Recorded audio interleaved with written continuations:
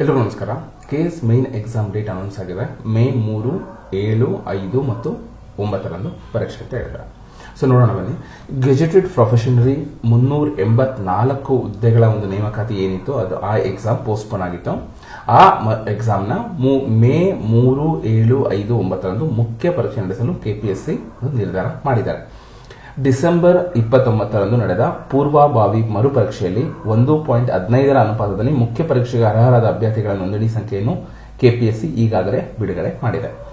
ಮುಖ್ಯ ಪರೀಕ್ಷೆಯನ್ನು ಇದೇ ಒಂದು 28, 29 ಮತ್ತು ಏಪ್ರಿಲ್ 1, 2ರಂದು ನಡೆಸಲು ಕೆಪಿಎಸ್ಸಿ ನಿರ್ಧಾರ ಮಾಡಿತ್ತು. ಆದರೆ ಪ್ರಶ್ನೆ ಪತ್ರಿಕೆಯಲ್ಲಿ ಕೆಲವೊಂದು ಭಾಷಾಂತರ ಲೋಪಗಳು ಕಂಡುಬಂದ ಕಾರಣ ಮತ್ತೊಮ್ಮೆ ಪೂರ್ವಭಾವಿ ಪರೀಕ್ಷೆ ನಡೆಸಬೇಕೆಂದು ಆಗ್ರಹಿಸಿ ಕೆಲವು ಅಭ್ಯರ್ಥಿಗಳು ಒಂದು ಮೆಟ್ಟಿಲೇರಿದ್ರು ಅಂದ್ರೆ ಒಂದು ಸ್ಟ್ರೈಕ್ ಕೂಡ ಮಾಡಿದ್ರು. ಹೀಗಾಗಿ ಪರೀಕ್ಷೆಯನ್ನು ಮುಂದೂಡಲಾಗಿತ್ತು. ಪ್ರಕರಣದ ಒಂದು ಕೆಎಟಿ ಏನಿದೆ ಓಕೆನಾ, ಆ ವಿಲೇವಾರಿ ಮಾಡಿದ ಕಾರಣ ಹೊಸ ದಿನಾಂಕವನ್ನು ಕೆಪಿಎಸ್ಸಿ ನಿಗದಿಪಡಿಸಿದೆ. ನಿಮ್ಗೆ ಗೊತ್ತಾಯ್ತಲ್ಲ, ಮೇ 3, 7, 5, 9 ಮುಖ್ಯ ಪರೀಕ್ಷೆಯ ವೇಳಾಪಟ್ಟಿಯನ್ನು ಒಂದು ಆಯೋಗದ ವೆಬ್ಸೈಟ್ ಏನಿದೆ kpsc.kr.nic.in ನಲ್ಲಿ ಪ್ರಕಟಿಸಲಾಗಿದೆ ಎಂದು ಕೆಪಿಎಸ್ಸಿ ಕಾರ್ಯದರ್ಶಿ ರಮಣದೀಪ್ ಚೌಧರಿ ಅವರು ತಿಳಿಸಿದ್ದಾರೆ.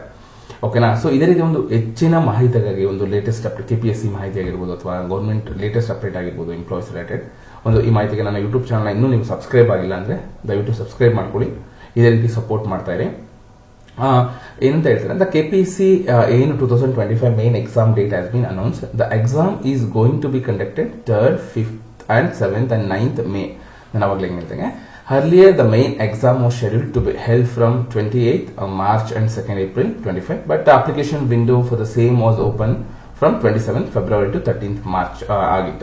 Also, the merit list has been released. The prelims exam, which was held 29 December 2024, but a total 384 vacancies have been announced, including both Group A and Group B. The selection of the candidates will be based on prelims, mains, and interviews.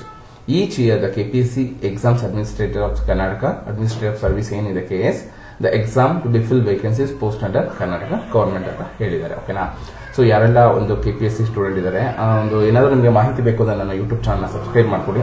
ಇದೇ ರೀತಿ latest ಅಪ್ಡೇಟ್ನ ನಾನು ನಿಮಗೆ update ಮಾಡ್ತೀನಿ. ಓಕೆನಾ. So video ನೋಡಿದ್ದಕ್ಕಾಗಿ ಧನ್ಯವಾದಗಳು. Thank you.